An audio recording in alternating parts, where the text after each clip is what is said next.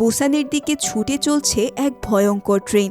কেননা এই ট্রেনে এখন মানুষের চেয়ে জম্বির সংখ্যাই বেশি। কিছুক্ষণ আগে একটা ইনফেক্টেড মেয়ে কোনো মতে দৌড়ে এসে ট্রেনে উঠে পড়েছিল, আর এরপরেই তার আক্রমণে মুহূর্তের মধ্যে পুরো বগি ভরে গেছে বিভৎস জম্বিতে।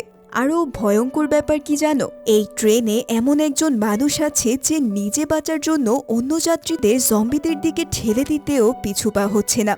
তাহলে প্রশ্ন হচ্ছে, এই ভাইরাসের শুরুটা হলো কিভাবে? আর এই ট্রেনে আটকা পড়া এক বাবা কি তার ছোট্ট মেয়েকে নিয়ে শেষ অবধি বুসান পর্যন্ত যেতে পারবে, নাকি এই ট্রেনই হবে তাদের শেষ গন্তব্য? এই সব জানাতে আমি সামিয়া হাজির হয়ে গেলাম ট্রেন টু বুসান মুভিটির এক্সপ্লেনেশন নিয়ে। তোমরা অনেকেই হয়তো এই মুভিটি দেখে ফেলেছো, তবে এটা বলতে পারি, আজ আমি মুভিটি যেভাবে এক্সপ্লেন করতে যাচ্ছি তা দেখে এই মুভির প্রতি তোমার পুরো প্রসপেক্টিভই চেঞ্জ হয়ে যাবে। তাহলে চলো এক্সপ্লেনেশনে যাওয়া যাক। মুভির শুরুতে দেখা যায় একটা ট্রাক এক কোয়ারেন্টাইন চেক পয়েন্টের মধ্যে দিয়ে যাচ্ছে। গার্ডরা ড্রাইভারকে জিজ্ঞেস করে যে তার গাড়িতে সে কি নিয়ে যাচ্ছে, তবে ড্রাইভার তখন কিছুটা বিরক্তি নিয়েই সেখান থেকে দ্রুত চলে যায়। কিন্তু কিছু দূর এগোতেই সেই ট্রাকের নিচে হঠাৎ একটা হরিণ চাপা পড়ে যায়। ড্রাইভার ট্রাক থামিয়ে আয়নায় দেখে যে হরিণটা ইতিমধ্যেই মরে গেছে। তবে ট্রাক চলে যাওয়ার পর ক্যামেরা ঘুরে সেই মৃত হরিণটার দিকে, যেটার শরীর কেমন যেন অদ্ভুতভাবে মোচড়াচ্ছে, এবং কিছু মুহূর্ত পরেই সেটা উঠে দাঁড়ায়। তার চোখ সম্পূর্ণ সাদা। তোমরা হয়তো বুঝতেই পারছো এটা কি ভাইরাস, আর পুরো মুভি জুড়ে এই ইনফেকশন কত দ্রুত ছড়ায় সেটাই আসল আতঙ্কের জায়গা। সিন কাট হয়ে দেখা যায় সিওক ভো নামের একজন শেয়ার কোম্পানির ফান্ড ম্যানেজারকে। সে তার অফিসে বসে একটা আর্টিকেল পড়ছে, যেখানে একটা রহস্যময় ফার্মের কথা লেখা আছে। এই ফার্মে অদ্ভুত কিছু ঘটেছে বলে ইঙ্গিত পাওয়া যাচ্ছে। তবে সিওক ভো এসব নিয়ে খুব একটা মাথা ঘামায় না, বরং সে তার অ্যানালিস্ট কিমকে ফোন করে সেই ফার্মের সব শেয়ার বিক্রি করে দিতে বলে, কারণ একসাথে এত শেয়ার বিক্রি করলে মার্কেটে বিশাল প্রতিক্রিয়া হতে পারে। কিন্তু সিওক ভো এই রিস্কের কথা পাত্তাই দেয় না। এখানে একটা জিনিস খেয়াল রেখো, এই ফার্ম আর এই শেয়ার বিক্রির ব্যাপারটা, কারণ মুভির পরে এটাই একটা বড় ইনফরমেশনের সাথে কানেক্ট হবে। এরপর সিওক ভো কিমকে একটা অপ্রত্যাশিত প্রশ্ন করে, বাচ্চাদের জন্মদিনে কি ধরনের উপহার দেওয়া উচিত, কারণ পরের দিন তার মেয়ে সুয়ানের জন্মদিন। এখানেই বোঝা যায় যে সিওক ভো তার কাজের চাপে মেয়ের প্রতি কতটা উদাসীন হয়ে গেছে। একজন বাবা যে নিজের মেয়ের জন্মদিনে কি গিফট দেবে সেটা অফিসের কর্মীকে জিজ্ঞেস করছে, এটাই বলে দিচ্ছে তার আর মেয়ের মধ্যে দূরত্বটা ঠিক কতটা গভীর। এবং স্ত্রীর সাথেও তার সম্পর্ক তেমন ভালো না, তাই তার স্ত্রী তার থেকে আলাদা হয়ে বুসান শহরে থাকে। এরপর দেখা যায় সিওক ভো তার অ্যাপার্টমেন্টের পার্কিং লটে গাড়ি থেকে নামছে। ঠিক সেই মুহূর্তে তার প্রাক্তন স্ত্রীর ফোন আসে। স্ত্রী তাকে জানায় যে সে লিগ্যাল নোটিশ পাঠিয়েছে, আর সুয়ানের কাস্টাডি নিয়ে দুজনের মধ্যে ঝগড়া শুরু হয়ে যায়। সিওক ভো তখন জানায় যে পরদিন সে সুয়ানকে তার মায়ের কাছে বুসানে নিয়ে যাবে। কিন্তু আমরা দেখতে পাই ভেতরে ভেতরে সিওক ভো আসলে সেখানে যেতে চায় না। তবে তর্কাতর্কি শেষে সে ফোন কেটে দেয়। বাসায় ফিরে সিওক ভো মেয়ের রুমের সামনে দিয়ে যেতে গিয়ে থমকে দাঁড়ায়। দেখা যায় সুয়ান চাদরের নিচে লুকিয়ে মায়ের সাথে ফোনে কথা বলছে। সুয়ান মাকে বলছে যে বাবা তাকে কোথাও নিয়ে যায় না, তাই সে একা একা ট্রেনে চড়ে মায়ের কাছে চলে যেতে চায়। বাবার পায়ের শব্দ পেয়ে সুয়ান চুপ করে ফোনটা রেখে দেয়। সিওক ভো মেয়ের কাছে গিয়ে বলে যে এই সপ্তাহে অফিসে তার প্রচুর কাজ, তবে পরের সপ্তাহে সে নিশ্চয়ই সুয়ানকে বুসানে মায়ের কাছে নিয়ে যাবে। কিন্তু এই একই কথা সুয়ান এর আগে বহুবার শুনেছে, যার ফলে ছোট্ট মেয়ের মুখটা আরও ভার হয়ে যায়। তখন সিওক ভো সুয়ানকে খুশি করতে জন্মদিনের গিফট দেয়, কিন্তু গিফট বক্স খুলে সুয়ান আরও আপসেট হয়ে যায়, কারণ এই একই গিফট সিওক ভো কিছুদিন আগেই তাকে চিলড্রেন্স ডেতেও দিয়েছিল। মানে এই বাবা মেয়ের পছন্দ অপছন্দ তো দূরের কথা, আগে কি গিফট দিয়েছে সেটাও মনে রাখে না। তুমি হলে এই জায়গায় কেমন ফিল করতে? এই মুহূর্তেই সুয়ান একটা সিদ্ধান্ত নেয়। সে বাবাকে বলে যে সে আগামীকালই বুসানে মায়ের কাছে চলে যাবে, আর এবার সে কারো জন্যই অপেক্ষা করবে না, সে একাই চলে যাবে। সুয়ানের এই জেদ দেখে সিওক ভো বুঝতে পারে যে মেয়েকে আর আটকানো সম্ভব না, তাই সে নিজেই তাকে বুসানে নিয়ে যাওয়ার সিদ্ধান্ত নেয়। এদিকে সিওকফুর মা অর্থাৎ সুয়ানের দাদি তাকে কিছু কথা বলে। সে জানায় যে সুয়ান স্কুলের প্রোগ্রামে গান গাইতে চেয়েছিল, কিন্তু প্রথম অংশটুকু গেয়েই থেমে গেছে। কারণটা ছিল উপস্থিত সব বাচ্চার বাবা মা এসেছিল, কিন্তু সুয়ানের বাবা আসেনি। ছোট্ট মেয়েটা বুঝতে পেরেছিল যে তাকে খুশি করার মতো কেউ সেখানে নেই, তাই সে আর গাইতে পারেনি। দাদি আরও বলে যে এই বাচ্চাটা কারো দোষে কষ্ট পাচ্ছে না, ওর দুঃখের কারণ শুধু একটাই, বাবার অনুপস্থিতি। এখানে একটা জিনিস মনে রেখো, সোয়ানের এই অসম্পূর্ণ গানের কথাটা, এটা মুভির শেষে একটা ইমোশনাল পাঞ্চ দেবে। তবে এসব কথা শুনে সিওকফুর বেশ খারাপ লাগে, তাই সে মাকে এই বিষয়ে আর কিছু বলতে বারণ করে। পরের দিন ভোরে সিওকফু মেয়ে সুয়ানকে নিয়ে বুসানের উদ্দেশ্যে বের হয়। সুয়ান খুব আনন্দের সাথে মাকে ফোন করে জানায় যে তারা বুসানে আসছে, কিন্তু ক্যামেরা ঘুরে দেখা যায় সিওকফু ট্রেনের সিটে বসে অন্যমনস্ক হয়ে আছে। মানে মেয়ের এই খুশির সাথে তার কোনো সংযোগ নেই। তবে ট্রেন ছাড়ার ঠিক আগ মুহূর্তে একটা অদ্ভুত ঘটনা ঘটে। একজন মেয়ে ছুটতে ছুটতে কোনো মতে ট্রেনে উঠে পড়ে। তার পায়ে একটা ভয়ানক ক্ষত, যেটা দেখে মনে হচ্ছে কেউ তাকে কামড় দিয়েছে, আর এই কামড়ের প্রভাব তার শরীরে দ্রুত ছড়িয়ে পড়তে শুরু করে। এদিকে ট্রেন চলতে শুরু করলে সুয়ান জানালা দিয়ে বাইরে তাকিয়ে থাকে। তবে হঠাৎ সে দেখে যে স্টেশনের প্ল্যাটফর্মে একজন লোক স্টেশন মাস্টারকে ধরে আক্রমণ করছে। দৃশ্যটা দেখে সুয়ান চমকে ওঠে এবং বাবাকে বলতে যায়, কিন্তু সিওকফু তখন ঘুমিয়ে পড়েছে। তাই সুয়ান আর বাবাকে কিছুই বলতে পারে না। কিছুক্ষণ পর সুয়ানের বাথরুমে যাওয়ার দরকার হয়, তাই সে বাবার পাশ কাটিয়ে বের হয়ে বাথরুমের দিকে যায়। পথে সে দেখে একজন বৃদ্ধ লোক বাথরুমের সামনে দাঁড়িয়ে আছে। এই লোকটা একটু অস্বাভাবিক আচরণ করছে, বিড়বিড় করে বলছে সবাই মরবে। আমি এই সিনটা দেখে লিটারালি অস্বস্তি ফিল করেছিলাম, কারণ লোকটার কথা তখন পাগলের প্রলোভ মনে হলেও পরে বোঝা যায় সে আসলে সত্যিটাই বলছিল। সুয়ান এই লোকের কথা শুনে কিছুটা ভয় পায়, তাই সে লেডিস টয়লেটের দিকে চলে যায়। সেখানে সে দেখে একজন বলিষ্ঠ চেহারার পুরুষ সাংহুয়া তার গর্ভবতী স্ত্রী সিয়ংকিয়ংকে পাহারা দিচ্ছে। সাংহুয়া সুয়ানকে অন্য একটা টয়লেট ব্যবহার করতে বলে, কারণ এই টয়লেটটিতে তার স্ত্রী গিয়েছে। ঠিক এই সময়ে ট্রেনের অন্য একটা বগিতে সেই আহত মেয়েটার শরীরে ভাইরাসের প্রভাব পুরোপুরিভাবে ছড়িয়ে পড়ে। তার শরীর কাঁপতে থাকে আর সে সম্পূর্ণ জম্বিতে রূপান্তরিত হয়ে যায়। একজন অ্যাটেন্ডেন্ট তাকে সাহায্য করতে এগিয়ে আসে, কিন্তু পর মুহূর্তেই আক্রান্ত মেয়েটা সেই অ্যাটেন্ডেন্টের ঘাড়ে কামড় বসিয়ে দেয়। আর বুঝতেই পারছো, এই একটা কামড়ই যথেষ্ট। অ্যাটেন্ডেন্টও দ্রুত জম্বিতে পরিণত হয়। পরের দৃশ্যে দেখা যায় এই দুই জম্বি পাশের বগিতে ঢুকে পড়ে, যেখানে একদল বেসবল প্লেয়ার বসেছিল। তারা এই আকস্মিক আক্রমণে হতভম্ব হয়ে যায়। জম্বিরা একের পর এক খেলোয়াড়কে কামড়াতে থাকে, আর প্রতিটা কামড় খাওয়া মানুষ মাত্র কয়েক সেকেন্ডের মধ্যেই জম্বিতে পরিণত হয়ে অন্যদের আক্রমণ করতে শুরু করে। ফলে পুরো বগিতে হাহাকার পড়ে যায়। এই ভাইরাসের সবচেয়ে ভয়ানক দিক এটাই যে সংক্রমণের পর রূপান্তর হতে সময় লাগে মাত্র কয়েক সেকেন্ড। একজন ট্রেন স্টাফ পরিস্থিতি বুঝতে পেরে পাশের বগির মানুষদের সরিয়ে নিতে চেষ্টা করে, কিন্তু সে নিজেও আক্রমণের শিকার হয়। এদিকে সিওকফু তখনও ঘুমিয়েছিল। হঠাৎ ঘুম ভেঙে সে দেখে যে মেয়ে সুয়ান পাশে নেই। সে কিছুটা আতঙ্কিত হয়ে পড়ে, কারণ ট্রেনের ভেতরে চিৎকার আর হুড়োহুড়ির শব্দ ইতিমধ্যেই শোনা যাচ্ছিল। তাই সে দ্রুত মেয়েকে খুঁজতে বের হয়। সুয়ান তখন বাথরুম থেকে বেরিয়ে এসে দেখে যে পুরো ট্রেনের চিত্র সম্পূর্ণ বদলে গেছে। মানুষ দৌড়াদৌড়ি করছে, চিৎকার করছে। সুয়ান সামনের বগিতে বাবাকে দেখতে পায়। সিওকফুও ঘুরে সুয়ানকে দেখে তার দিকে দৌড় দেয়, আর সুয়ানের পেছনে ছুটে আসছে অসংখ্য জম্বি।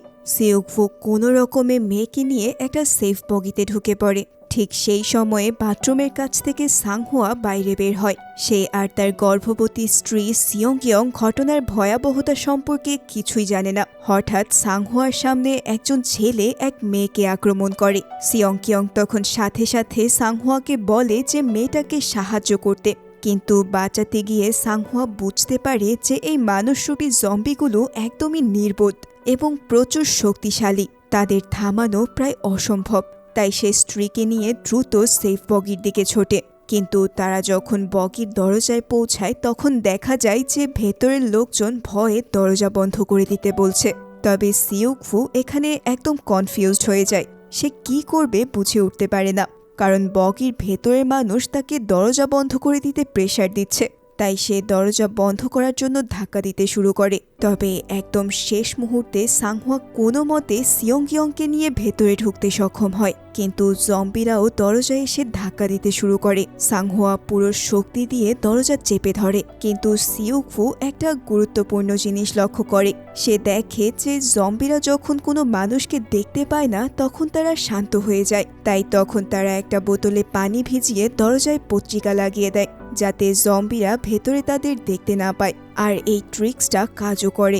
জম্বিরা আসলেই শান্ত হয়ে যায়। পরিস্থিতি কিছুটা স্থির হলে বগির ভেতর লাগে নতুন এক ঝামেলা। সাংহুয়া সিউকফুকে ধমক দিয়ে ওঠে, কারণ সে একজন গর্ভবতী মহিলার জন্য দরজা না খুলে উল্টো বন্ধ করে দেওয়ার মতো নিষ্ঠুর কাজ কিভাবে করেছিল। তবে সিয়ংকিয়ং তখন সাংহুয়াকে থামিয়ে দেয়।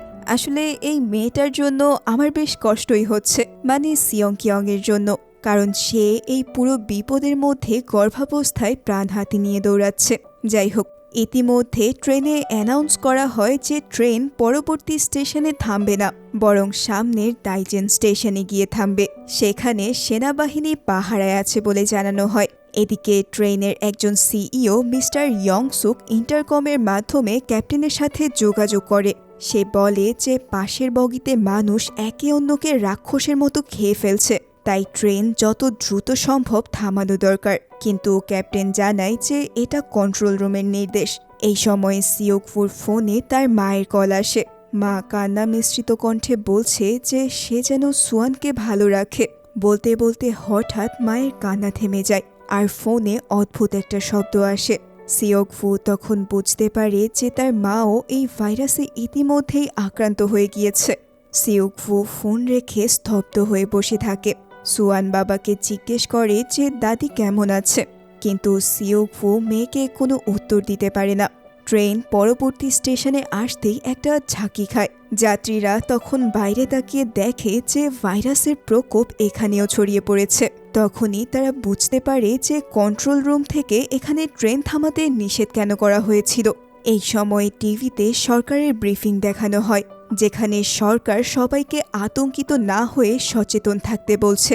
কিন্তু সরকারের এই কথায় কেউ ভরসা পায় না, কারণ তারা নিজের চোখে যা দেখছে সেটা সরকারি বিবৃতির সাথে মিলছে না। কিছুক্ষণ পর অ্যানাউন্স করা হয় যে ট্রেন পরবর্তী স্টেশন অর্থাৎ দাইজেন স্টেশনে থামবে, আর সেখানে সেনাবাহিনীর প্রোটেকশন থাকবে। এই কথা শুনে সিউকফু তখন আলাদাভাবে তার একজন ক্লায়েন্ট লেফটেন্যান্ট মিনকে ফোন করে জানতে চায় যে এই স্টেশনে নামা সেফ কিনা।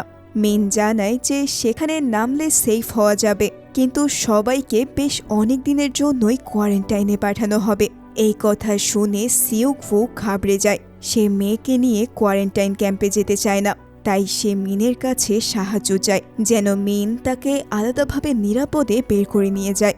বিনিময়ে সিউকফু তাকে শেয়ার স্টকে ফ্রিতে টিপস দেওয়ার প্রস্তাব দেয়। এতে মিন রাজি হয়ে যায় এবং সিউকফুকে পরামর্শ দেয় যে সামনের গেট দিয়ে না বেরিয়ে পেছনের গেট দিয়ে বের হতে। সেখানে মিনের লোক তাকে রিসিভ করবে। এভাবেই ট্রেন যখন স্টেশনের সামনে এসে থামে সবার মধ্যে একটা অস্বস্তি বোধ কাজ করতে থাকে, কারণ পুরো জায়গাটা একদম শুনশান নিস্তব্ধ। পুরো স্টেশনে কোনো প্রাণের চিহ্ন দেখা যাচ্ছে না। যাত্রীরা ট্রেন থেকে নেমে দুদলে ভাগ হয়ে যায়। বেশিরভাগ মানুষ সামনের গেটের দিকে এগিয়ে যায়, কিন্তু সিউকফু সুয়ানকে নিয়ে রেস্ট্রিক্টেড এরিয়া দিয়ে পেছনের দিকে যেতে থাকে। সুয়ান তখন বাবাকে জিজ্ঞেস করে যে তারা কেন অন্য দিক দিয়ে যাচ্ছে। সিউকফু বলে যে এদিকে গেলে তারা সেফ থাকবে।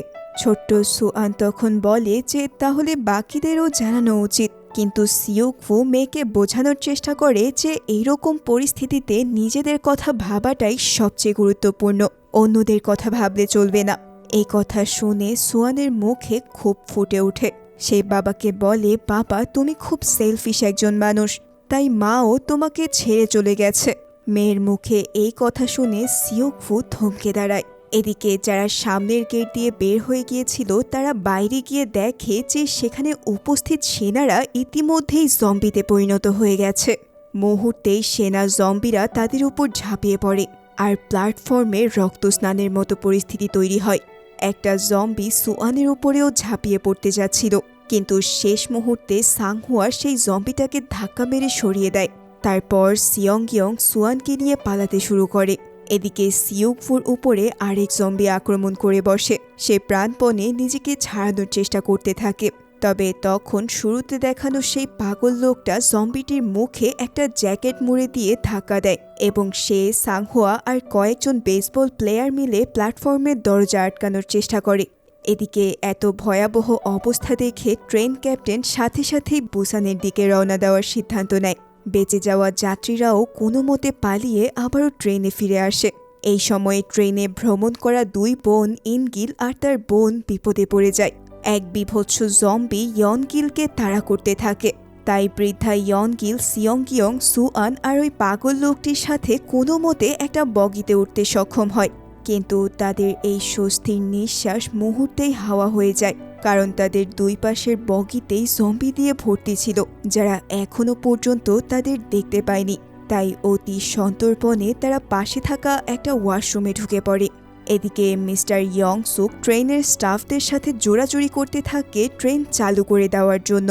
ফলে স্টাফ ক্যাপ্টেনকে রিকোয়েস্ট করে ট্রেন চালু করতে। সিউকফু, সাংহুয়া আর বেসবল টিমের একটি ছেলে ইয়ংগুক কোনো মতে চলন্ত ট্রেনে উঠে পড়তে সক্ষম হয়। ট্রেন ক্যাপ্টেন কন্ট্রোল রুমে যোগাযোগ করে জানতে চায় যে বুসানগামী রুট নিরাপদ কিনা, কিন্তু কন্ট্রোল রুম থেকে স্পষ্ট কোনো উত্তর আসে না। তাই ক্যাপ্টেন নিজের সিদ্ধান্তেই ট্রেন বুসানের দিকে নিয়ে যেতে শুরু করে। এখন ট্রেনের ভেতরের পরিস্থিতি হলো এমন, সিয়ংকিয়ং, বৃদ্ধা ইনগিল, সুয়ান আর সেই পাগল লোকটি আছে 13 নাম্বার বগিতে। তারা কোনো রকমে টয়লেটের দরজা বন্ধ করে আছে। সাংহুয়া ফোনে ব্যাপারটি জানতে পারে। এদিকে ইয়ংগুকের বান্ধবী জিনহি জানায় যে তারা 15 নাম্বার বগিতে নিরাপদ আছে, তবে ইয়ংগুকের প্রায় সব ব্যাচমেট জম্বিদের হাতে মারা গেছে। এই কথা বলে ইয়ংগুক কান্নায় ভেঙে পড়ে, কিন্তু জিনহি বেঁচে আছে জেনে সে একটু স্বস্তি পায়। এখন তাদের সামনে একটাই পরিকল্পনা। তারা বর্তমানে আছে 9 নাম্বার বগিতে। এখান থেকে প্রথমে তারা 13 নাম্বার বগিতে গিয়ে সবাইকে রেস্কিউ করবে, তারপর 15 নাম্বার বগিতে পৌঁছাবে, যেখানে বাকি সার্ভাইভাররা আছে। কিন্তু মাঝখানে জম্বি ভর্তি বগি তাদের যেভাবেই হোক পার করতে হবে। সাংহুয়া, সিউকফু আর ইয়ংগুক তিনজন মিলে সিদ্ধান্ত নেয় যে তারা ফাইট করে পথ বের করবে। যথারীতি তারা হাতে পায়ে টেপ জড়িয়ে নেয়, যাতে কামড় থেকে কিছুটা সুরক্ষা পাওয়া যায়। ইয়ংগুক হাতে বেসবল ব্যাট তুলে নেয়। এবার তারা 10 নাম্বার বগিতে ঢুকেই জম্বিদের সাথে সরাসরি সংঘর্ষে নেমে পড়ে। তবে 11 নাম্বার বগিতে গিয়ে ইয়ংগুকের পা থমকে যায়, কারণ সেই বগিতে তার নিজের বেসবল টিমের সাথীরা জম্বি হয়ে দাঁড়িয়ে আছে, যাদের সাথে সে মাত্র কয়েক ঘন্টা আগেও হাসি ঠাট্টা করছিল। তাদের এই মর্মান্তিক পরিণতি দেখে সে আঘাত করতে পারে না। তার হাত পা কাঁপতে থাকে। আবেগ তাকে পুরোপুরি থামিয়ে দেয়। কিন্তু ঠিক সেই মুহূর্তে তাদের ভাগ্য ঘুরে যায়। ট্রেন একটা লম্বা টানেলে ঢুকে পড়ে। চারদিকে খুঁটখুঁটে অন্ধকার নেমে আসে, আর সাথে সাথেই জম্বিগুলো জায়গায় স্থির হয়ে যায়। তোমাদের কি মনে আছে সেই তথ্যটা? জম্বিরা কেবল চোখ দেখেই আক্রমণ করে। অন্ধকারে তারা কিছুই দেখতে পায় না, শুধু শব্দ অনুসরণ করতে পারে।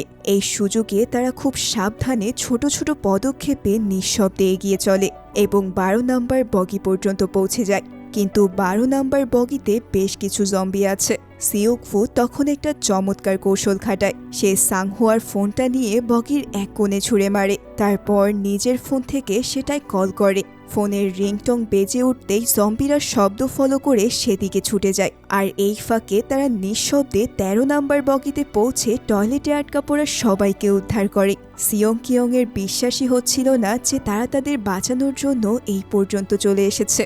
কিন্তু ঠিক তখনই ট্রেন টানেল থেকে বেরিয়ে আসে। আলো পড়ার সাথে সাথে জম্বিরাও সক্রিয় হয়ে ওঠে। সাথে সাথেই তারা তিনজন আরেকটা টয়লেটে ঢুকে পড়ে। সিউকফু ট্রেনের ম্যাপ চেক করে দেখে যে পরের টানেলটায় ঢুকলে তাদের হাতে মাত্র 2 মিনিট সময় থাকবে, তাই তারা সব প্রস্তুতি নিয়ে রাখে। ট্রেন পরের টানেলে ঢুকলেই তারা টয়লেট থেকে বের হয়ে আসে। কিন্তু এবার তারা বগির মেঝে দিয়ে না গিয়ে সিলিংয়ের লাগেজ চার্ট দিয়ে এগোতে থাকে, কারণ এই পুরো বগিতে জম্বিরা ভরে আছে। এভাবেই একটা একটা করে বগি পার হয়ে তারা পাশের বগিতে চলে যায়। সবকিছু ঠিকঠাকই চলছিল, কিন্তু শেষে সেই পাগল লোকটি নামতে গিয়ে পা পিছলে পড়ে যায়। সিউক ফু এগিয়ে গিয়ে তাকে উদ্ধার করতে চায়, কিন্তু ঠিক সেই মুহূর্তেই ট্রেন টানেল থেকে বের হয়ে যায়। আলো আসার সাথে সাথে জম্বিরা তাদের সামনে পড়ে যায়। এবার শুরু হয় প্রাণপণ দৌড়। তারা কোনো রকমে পাশের বগিতে এসে দরজা বন্ধ করার চেষ্টা করে। সাংহুয়া তার সর্বশক্তি দিয়ে দরজা আটকে ধরে, কিন্তু এইদিকে 15 নম্বর বগিতে থাকা মিস্টার ইয়ংসুক অর্থাৎ সেই সিইও বাকিদের ডাকাডাকি শুনেও দরজা খোলে না। উল্টো সে বগির লোকজনকে বলে দরজা শক্ত করে আটকে রাখতে, কারণ তারা হয়তো ইনফেক্টেড। ইয়ংগুকের সঙ্গী জিনহি এপাশ থেকে তাদের ভেতরে ঢোকানোর জন্য দরজা খোলার চেষ্টা করতে থাকে, কিন্তু বগির লোকজন মিস্টার ইয়ংসুকের কথায় জিনহির মুখ চেপে ধরে রাখে। আসলে এই লোকটা শুধু নিজের জীবনই বাঁচাতে চায়, অন্য কেউ বাঁচলো না মরলো সেটা তার কাছে কিছুই যায় আসে না। ব্যাপারটা সত্যি ইন্টারেস্টিং যে কখনো কখনো আসল বিপদটা জম্বি না, মূল শত্রু এই ধরনের কিছু মানুষ। সিউক ফু ইয়ংগুককে নির্দেশ দেয় দরজা ভাঙতে। ইয়ংগুক ব্যাট দিয়ে দরজায় আঘাত করতে শুরু করে। এদিকে পেছনে জম্বিদের চাপ ক্রমশ বাড়তে থাকে। সিউক ফু সাংহুয়াকে সাহায্য করতে ছুটে যায়। দুজন মিলে কোনো মতে দরজা ধরে রাখে, কিন্তু এই ভয়ানক মুহূর্তে একটা জম্বি সাংহুয়ার হাতে দাঁত বসিয়ে দেয়। সাংহুয়া কামড়ের ব্যথায় চিৎকার করে ওঠে, কিন্তু তবুও সে দরজা ছাড়ে না। সে বুঝতে পারে যে আর কিছু সময়ের মধ্যে সেও জম্বিতে পরিণত হবে। তাই সে সিউক ফুকে কাছে ডেকে তাকে একটা শেষ অনুরোধ করে। সে যেন তার স্ত্রী সিয়ং কিয়ং আর তাদের অনাগত সন্তানের খেয়াল রাখে। এই মানুষটা শুরু থেকেই অচেনা মানুষদের জন্য নিজের জীবন বারবার ঝুঁকিতে ফেলেছে, এবং শেষ নিঃশ্বাসেও সে নিজের নয়, তার পরিবার আর সবার কথা ভাবছে। সাংহুয়া তার বাকি শক্তিটুকু দিয়ে জম্বিদের সাথে শেষ লড়াই চালিয়ে যায়, যাতে বাকিরা সময় পায়। এদিকে ইয়ংগুক শেষমেশ 15 নম্বর বগির দরজা ভেঙে ফেলে এবং সবাই ভেতরে ঢুকতে পারে।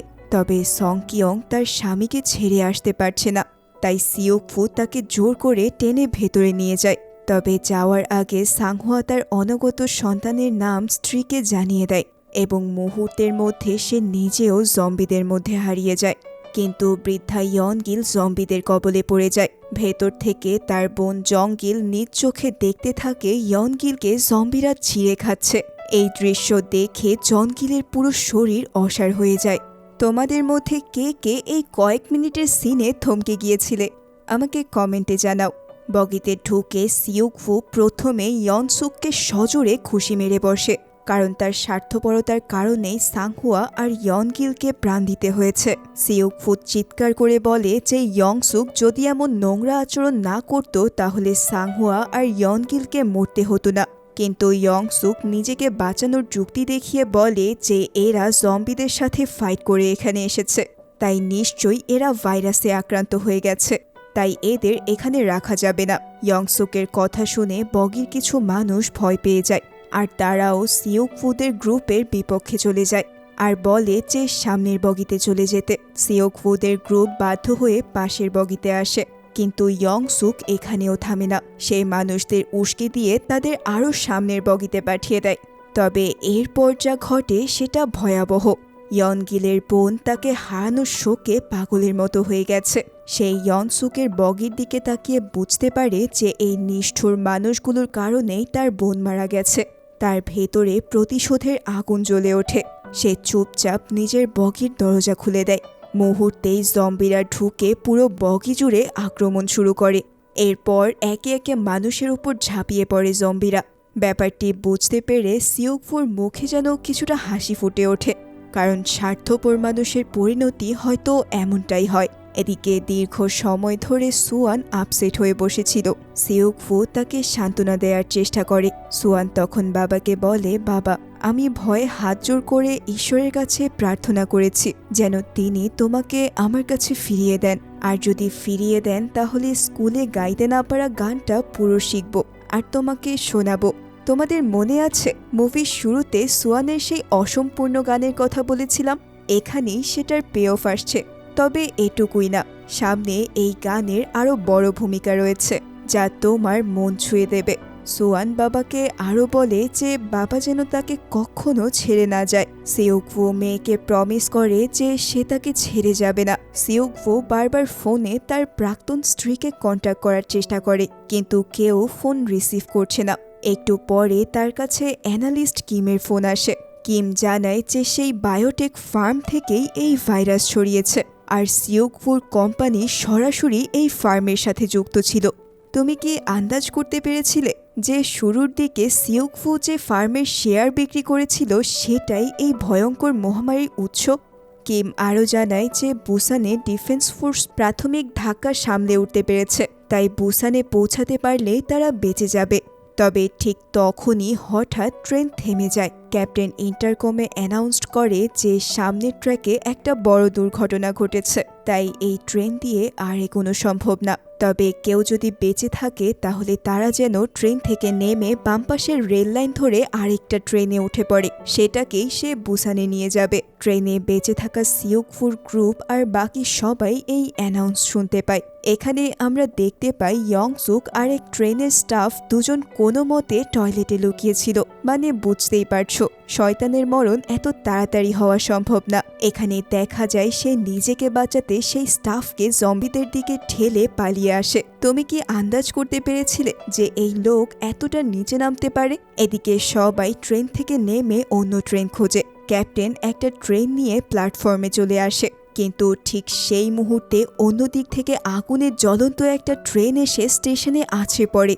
সিউকভু, সুয়ান, সিয়ংকিয়ং আর সেই লোকটা জ্বলন্ত ট্রেনের ধ্বংসাবশেষে আটকা পড়ে যায়, তবে তারা কোনো রকমে বেঁচে যেতে সক্ষম হয়। এদিকে ইয়ংগুক জিনহিকে নিয়ে আলাদাভাবে একটা ট্রেনে উঠে পড়ে। তারা ট্রেনের বগি দিয়ে বিপরীত পাশে যাওয়ার চেষ্টা করে, কিন্তু বগির একটা দরজা বাইরে থেকে আটকানো, তাই ইয়ংগুক দরজাটিকে খোলার চেষ্টা করতে থাকে। তবে ঠিক তখনই সেখানে ইয়ংসুক এসে হাজির হয়, আর নিজেকে বাঁচাতে সে জিনহিকে ধাক্কা মেরে জম্বিদের দিকে ফেলে দেয়। জিনহিকে বিপদে দেখে ইয়ংগুক পাগলের মতো ছুটে যায় তাকে বাঁচাতে, কিন্তু ততক্ষণে জিনহি ইনফেক্টেড হয়ে গেছে। জম্বিতে পরিণত হওয়া জিনহি ইয়ংগুকের হাতে কামড় বসিয়ে দেয়। তোমাদের মধ্যে কে কে এই সিনে কেঁদেছ কমেন্টে জানাও। ইয়ংগুক পুরো মুভিতে সবচেয়ে সাহসী যোদ্ধাদের একজন ছিল। অন্যের জন্য লড়াই করতে গিয়ে সে কখনো পিছু পা হয়নি, অথচ শেষ পর্যন্ত যাকে বাঁচানোর জন্য সে সব ঝুঁকি নিয়েছিল সেই প্রেমিকার হাতেই তার পরাজয় হলো।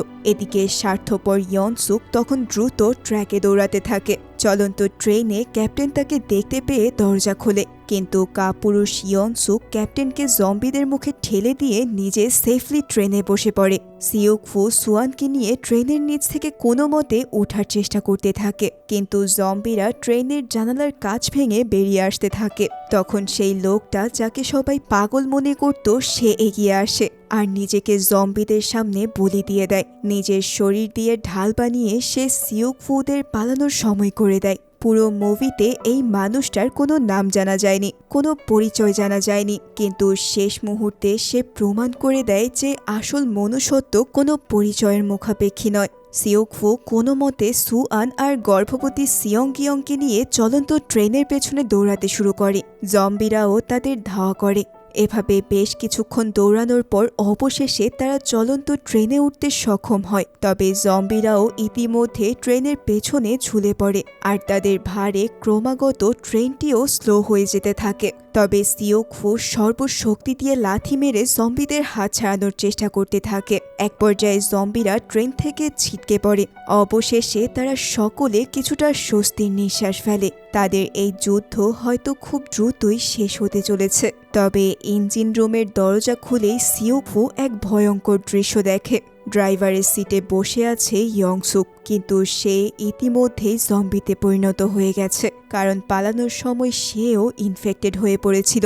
মুহূর্তেই জম্বি ইয়ংসুক তার উপর ঝাঁপিয়ে পড়ে। শুরু হয় তীব্র ধস্তাধস্তি। লড়াইয়ের এক পর্যায়ে সিউকভু ইয়ংসুককে ট্রেন থেকে ফেলে দিতে সক্ষম হয়, কিন্তু এই লড়াইয়ের মাঝে ইয়ংসুক তার হাতে একটা গভীর কামড় বসিয়ে দিয়েছে। নিজের কামড়ানো হাতটার দিকে তাকায়। কালচে শিরা ধীরে ধীরে ফুটে উঠতে শুরু করেছে। সে জানে যে তার হাতে আর সময় নেই। সেই কাপা হাতে সুয়ান আর সংকিয়ংকে ড্রাইভারের সিটে বসিয়ে দেয়। তারপর ছোট্ট সুয়ানের হাত ধরে ট্রেনের ব্রেক দেখিয়ে দেয়, শেখায় কিভাবে ট্রেন থামাতে হয়। সুয়ান বাবার হাতের কামড়ের দাগ দেখেই বুঝে ফেলে। তার ছোট্ট মুখে আধার নেমে আসে, চোখ থেকে অঝরে পানি গড়াতে শুরু করে। সিউকফু মেয়ের দিকে তাকিয়ে বলে যে সে যেন সব সময় সংকিয়ং আন্টির সাথেই থাকে আর মাকে খুঁজে বের করে। সাংহোয়ার দেওয়া প্রতিশ্রুতি সংগিয়ং আর তার অনাগত সন্তানকে রক্ষা করার দায়িত্ব সেটাও সিউকফু ভোলেনি। তার শরীরে ভাইরাস দ্রুত ছড়িয়ে যাচ্ছে, তাই সে আর এক মুহূর্ত দেরি না করে ইঞ্জিন রুম থেকে বেরিয়ে আসে, যাতে জম্বিতে পরিণত হয়ে মেয়েকে ক্ষতি করতে না পারে। বাইরে এসে সে ট্রেনের রেলিং ধরে দাঁড়ায়। বাতাস তার মুখে এসে লাগছে। তার চোখের সামনে একে একে ভেসে ওঠে মেয়ের সাথে কাটানো মুহূর্তগুলো। মনে পড়ে সুয়ানের জন্মের সেই দিন, প্রথমবার মেয়েকে কোলে তুলে নিয়েছিল। মনে পড়ে সেই ক্যামেরায় ধরা স্কুলের ভিডিওটা, যেখানে ছোট্ট সুয়ান মঞ্চে দাঁড়িয়ে বাবাকে খুঁজেছিল দর্শকদের মধ্যে। একটু একটু করে তার ঠোঁটে একটা ভাঙা হাসি ফুটে ওঠে, কারণ আজ সে মেয়ের পাশে থাকতে পেরেছিল, যদিও এটাই শেষবারের মতো। তারপর মেয়েকে বাঁচাতে সিউকফু নিজেই নিজেকে চলন্ত ট্রেন থেকে ফেলে দেয়। ছোট্ট সুয়ান বাবাকে ফিরে পেতে প্রাণপণে চিৎকার করতে থাকে। সত্যি বলতে এই সিন আমাকে কাঁদিয়েছিল। কিছুক্ষণ পর বুসানের কাছাকাছি এসে সংকিয়ং দেখতে পায় যে সামনে ট্র্যাক বাঁধা আছে। সে ব্রেক টেনে ট্রেন থামায়, তারপর সুয়ানকে নিয়ে ধীরে ধীরে নেমে পড়ে। এত কিছুর পর গর্ভবতী সংকিয়ং এর পক্ষে হাঁটতেও প্রচণ্ড কষ্ট হচ্ছিল, তাই সুয়ান তার হাত ধরে সাপোর্ট দিয়ে এগিয়ে নিয়ে যায়। পথের দুপাশে ছড়িয়ে আছে অসংখ্য লাশ। এত ভয়াবহ দৃশ্যের মধ্যেও এই ছোট্ট মেয়েটা থামে না, কারণ বাবা তাকে প্রমিস করিয়েছিল যে সে বাঁচবে। এগোতে এগোতে তারা একটা অন্ধকার টানেলে ঢুকে পড়ে। টানেলের অপর প্রান্তে বুসানের ডিফেন্স ফোর্সের সেনারা পজিশন নিয়ে বসে আছে, তাদের হাতে স্নাইপার রাইফেল। আর উপর থেকে অর্ডার করা আছে যে ইনফেক্টেড কাউকে দেখলেই গুলি করে দিতে হবে। সেনারা রাইফেলের স্কোপ দিয়ে টানেলের অন্ধকারে দুটো ছায়ামূর্তি দেখতে পায়, কিন্তু অন্ধকারে তারা ঠিক বুঝতে পারছে না এরা সার্ভাইভার নাকি জম্বি। কমান্ডিং অফিসার স্নাইপারকে গুলির অর্ডার দিয়ে দেয়। স্নাইপার শুট করার জন্য ট্রিগারে আঙুল রাখে। ঠিক সেই মুহূর্তেই টানেলের ভেতর থেকে একটা কণ্ঠস্বর ভেসে আসে। সুয়ান গান গাইছে, সেই গান যেটা সে স্কুলের মঞ্চে শেষ করতে পারেনি। সেই গানটাই এখন সে গাইতে গাইতে অন্ধকার থেকে আলোর দিকে হেঁটে আসছে। তার কাপা কণ্ঠস্বরে সেনারা বুঝতে পারে যে এরা কোনো জম্বি না, এরা দুজন সাধারণ মানুষ। তারা অস্ত্র নামিয়ে রেখে দৌড়ে গিয়ে সুয়ান আর সংকিয়ংকে উদ্ধার করে। টানেলের খুঁটখুঁটে অন্ধকার থেকে বুসানের আলোর দিকে বেরিয়ে আসে সুয়ান। আজ হয়তো তার বাবা আর বেঁচে নেই, কিন্তু সেই অসমাপ্ত গানটা যেটা সে বাবাকে শোনানোর প্রতিশ্রুতি দিয়েছিল, সেটাই আজ তার প্রাণ বাঁচিয়ে দিল। আর এই সিনের মধ্যে দিয়েই এই মুভি সমাপ্তি ঘটে। তো এই ছিল আজকের গল্প। ভিডিও কেমন লাগলো জানাতে ভুলো না। আর সত্যি বলতে এই মুহূর্তে আমার চ্যানেলটিতে তোমাদের সাপোর্ট অনেক বেশি দরকার, তাই যারা এখনো সাবস্ক্রাইব করোনি জলদি করে ফেলো। আর হ্যাঁ, পাশে থাকা বেল আইকনটি অলে প্রেস করতেও ভুলে যেও না। তাহলে আজকের ভিডিও এই পর্যন্তই। আশা করছি খুবই শীঘ্রই তোমাদের সাথে দেখা হবে নতুন কোনো ভিডিওতে। ততক্ষণ পর্যন্ত তোমরা সবাই অনেক বেশি ভালো থাকো। ধন্যবাদ সবাইকে।